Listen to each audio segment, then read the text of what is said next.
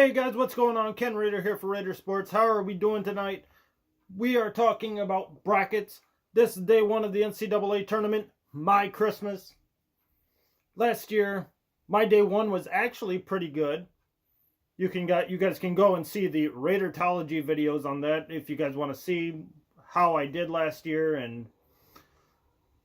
But I had a good day one, and then day two, the wheels just fell off. Virginia got upset in the most historical upset we're probably going to see in our lifetime. I don't think 116 is ever going to happen again within my lifetime anyway. And especially not this year, because last year I just thought the 16 seed was as loaded as you can load a 16 seed. And NBC proved that point. I really thought it could have been Yale, or I think Yale was another 16 seed last year. I'm not exactly sure. Don't have references or anything in front of me. But the wheels fell off. Minnesota decided, we can hit the three now unbeknownst to anybody, because they made the least amount of threes this entire season from any team in the tournament. They hit 11 today and blew the doors off Louisville. I went trendy and I picked Belmont. I went trendy, I picked Murray State. I went trendy, I picked Vermont. And I let a buddy at work talk me into going trendy with New Mexico State, even though up until this morning I had Auburn. And he actually used logic on me.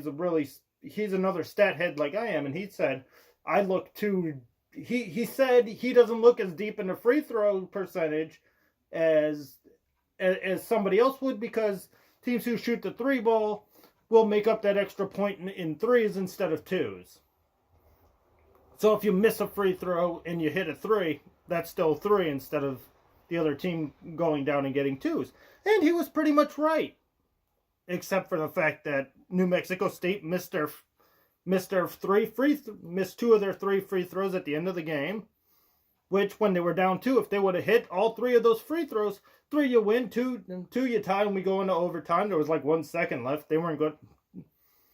The possibility of Auburn getting the ball down the court 1.8 seconds and hitting anything was slim to none. So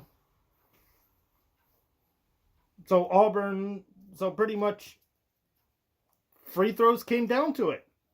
So I had this gut feeling, knowing that New Mexico State was like the 60th ranked free throw shooting team of the 68 teams who were in this field. And it showed up. The piss poor free throw shooting cost them the game, as they lost by 1. Guy made 1 of 3. You make 3 of 3? New Mexico State is winning, and I'm 5 for 8. Vermont played tough for about 30 minutes out of a 40-minute game. Faded down the stretch. One of my final four picks, Michigan State, trailing Bradley late. Bradley played them close for about the same 30 minutes and faded down the stretch. And Michigan State, thank God, ran away, or else I'd be crying again. But LSU held on against Yale. Michigan State, as I said, outran Bradley. Murray State was kind of the trendy pick, but it was more like where they felt like a favorite going in, and not so much as the underdog. To me, it just felt like Murray State was the favorite. They got one of the better. They probably had the best guy on the floor. And, I can't think of his name right now. Joss something or other. But he definitely was the best person on the floor. Murray State won that easily. I called it. It was about an 18-point game when I turned it off. Florida and Kansas, I think they were up by like 30 at one point on Northeastern. I mean, it just wasn't close. And with Kentucky up 26 right now, I feel good that, we're going to call this one just like an election. We got about 20% of the precincts in. Kentucky's up. And we are going to call this one for Kentucky. Let's get the right marker out here. And we are going to knock me to 5 for 9. Ray, moving up in the world. Okay, so for tonight's games, I have Florida, I have Kentucky, I have Gonzaga, Nova, Purdue, Syracuse, and Wofford. Those are for tonight's game. My Final Four, since I didn't do a whole Raydertology video on this, I have Gonzaga matching up with Michigan State. Yes, Michigan State. I feel Duke is going to fall somewhere along the line.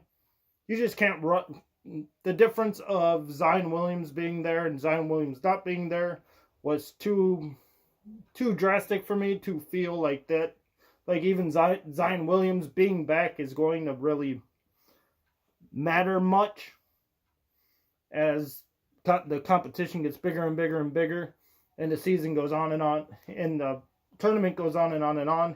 I feel like somebody's bound to just knock Duke out. Duke doesn't shoot well from the three. They don't shoot free throws well. So I think somewhere along the line, if they get a team who can shoot the three, shoot it lights out, I think somebody will be able to knock Duke out. That's kind of why I have Michigan State. But you know, even if they beat Michigan State and run into Gonzaga, who I'm not really high on either. There's not really one team in this tournament I love. And so that's why, and I think Tennessee being there, Tennessee could really give them problems. There's a lot of teams in here but those are my four. Zaga, Michigan State, North Carolina, Tennessee. Duke would be kind of my alternate team in. But I just didn't feel comfortable again because I'm just not in love with this Duke team right now. And I have North Carolina running the table, beating Michigan State. Well, sorry this rambled on. I'm just trying to do all this offhand right now. And so this is Mr. 4-8, now 5-9. Ken Rayder signing out. We'll see you at around midnight to wrap this shit all up and get you ready for tomorrow. Thank you guys for watching, and enjoy the game.